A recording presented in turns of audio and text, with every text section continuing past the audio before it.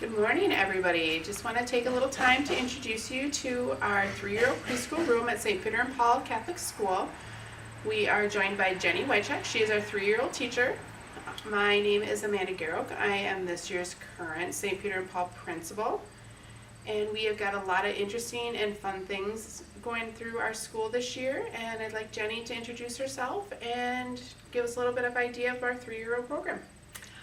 Like Amanda said, my name is Jenny Wycheck. This will be my second year now for the 3-year-old preschool program. I kind of do it as kind of like a daycare system. I come from a daycare background. And so the beginning of the day is free play time.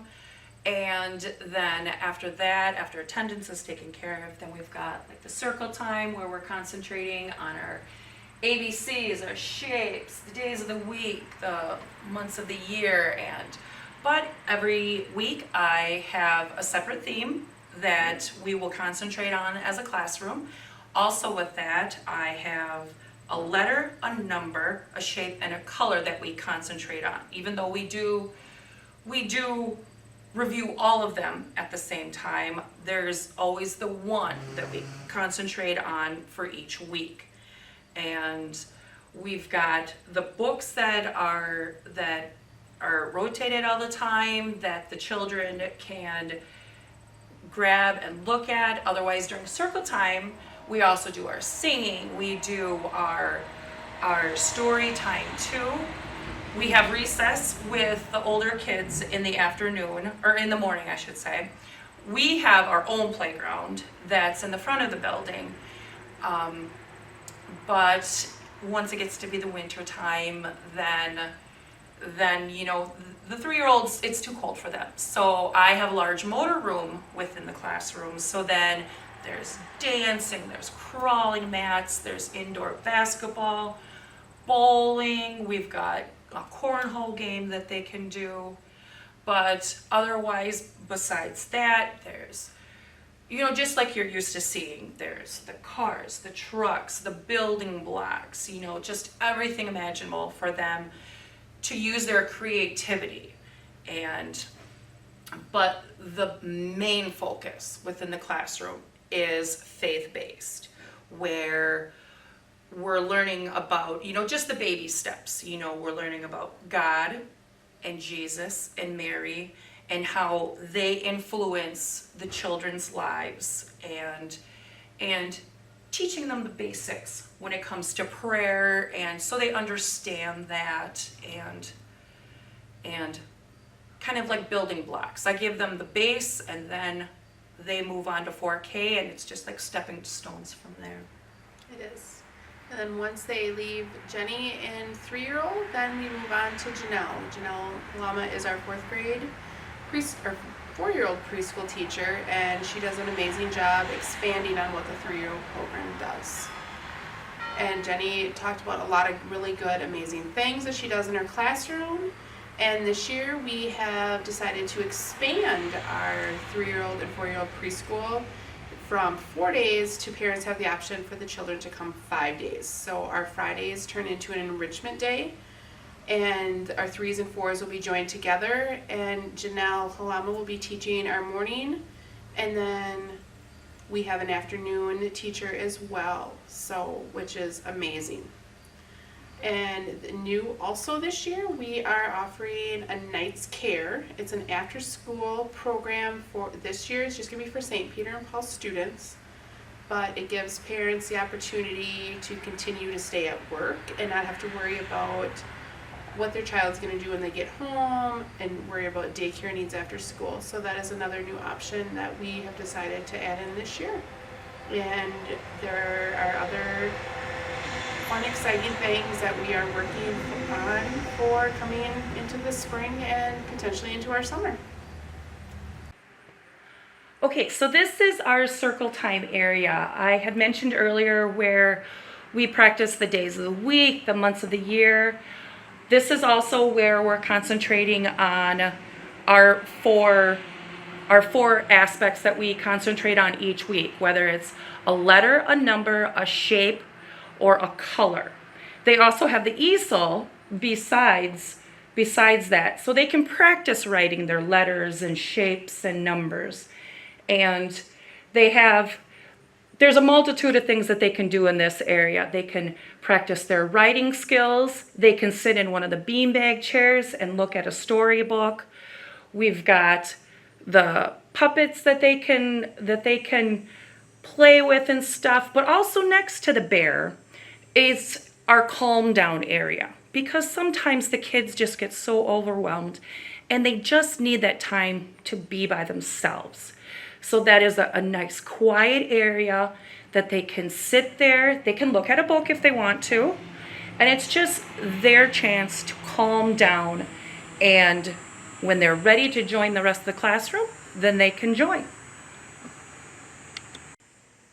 Okay, so this is our car and truck area.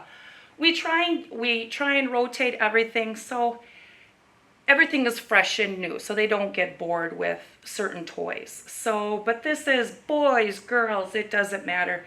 We've got our cars and trucks, our little people sets. We have a Paw Patrol area there too that the whole group just enjoys playing in.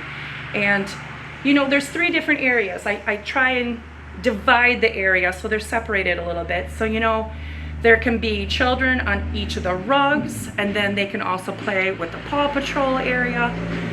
So it's just another fun place where they can express their imagination within the room.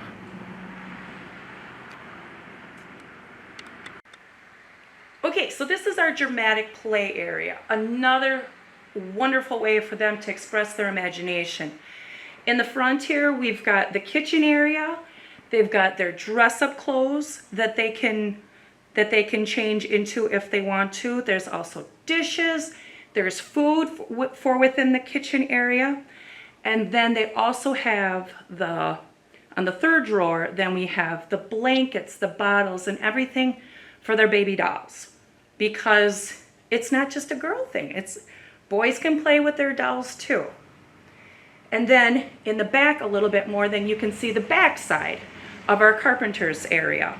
So then there's a multitude of tools within that area. And if they choose, then either side, whether it's the kitchen area or the carpenter's area, then they can use that table also to expand their imagination. Okay, so this is our fine motor area. Fine motor just means them using their fingers more so than, like I had mentioned earlier with the large motor room, that's where they're using their whole entire body. But within the fine motor area, you're using your hands more so than anything. So we have on the table, we have the fruits and vegetables that are actually color sorting games. And then we have the Mr. Potato Head pieces. And again, it's just this wonderful way for them to express their imagination.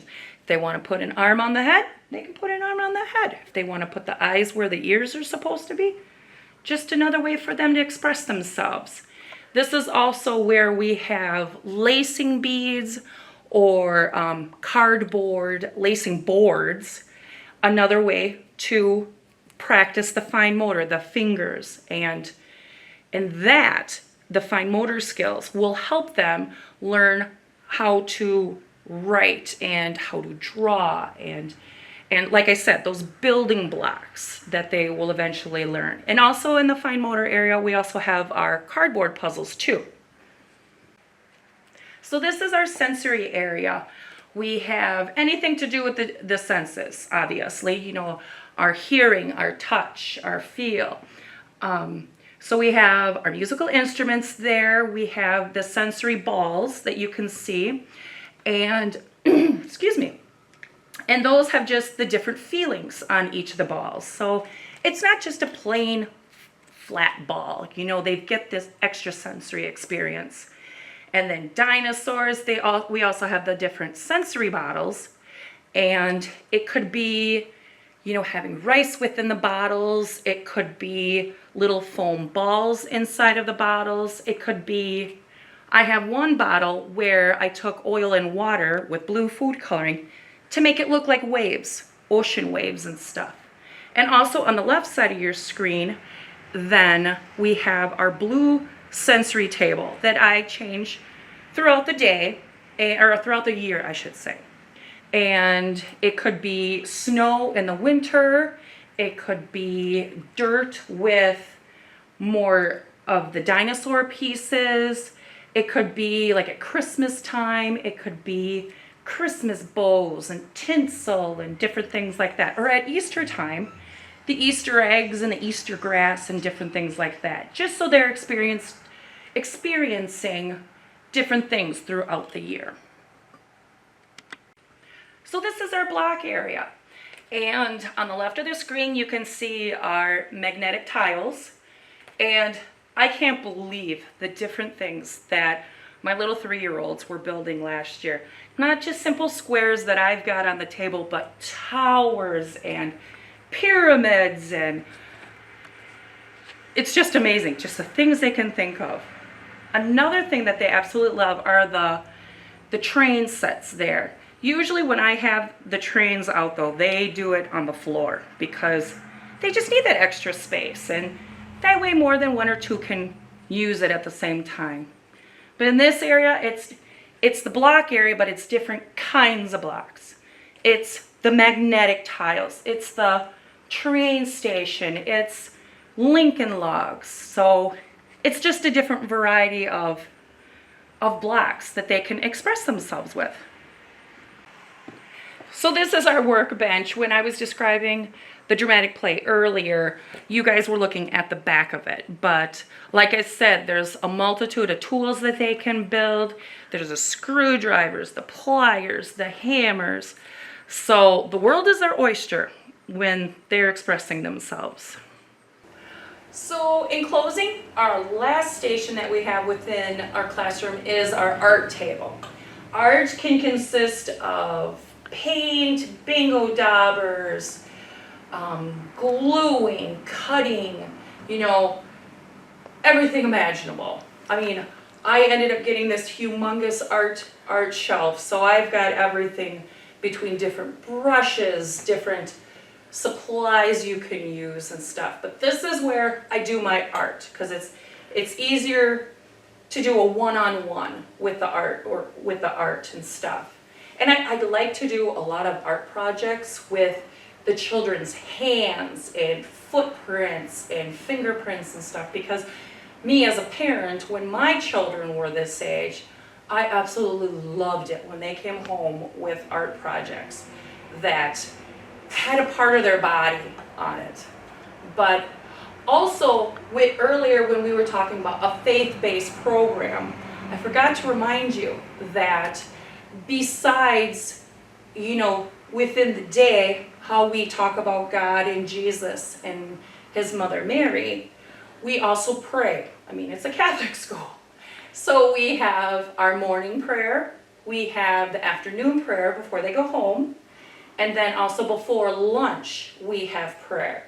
And I was so proud of my children. I had one parent tell me after Thanksgiving time last year that her child actually led the prayer at Thanksgiving time because she had remembered it from school. So we have Jesus and we have Mary, and it's a constant reminder to the children that they are always with the children. They're protecting them and guiding them and helping them to be a better child. So we are very excited that you have taken the time to take a look around our 3-year-old preschool room, and Jenny and I are looking forward to a start of a wonderful school year. Thank you. Thank you.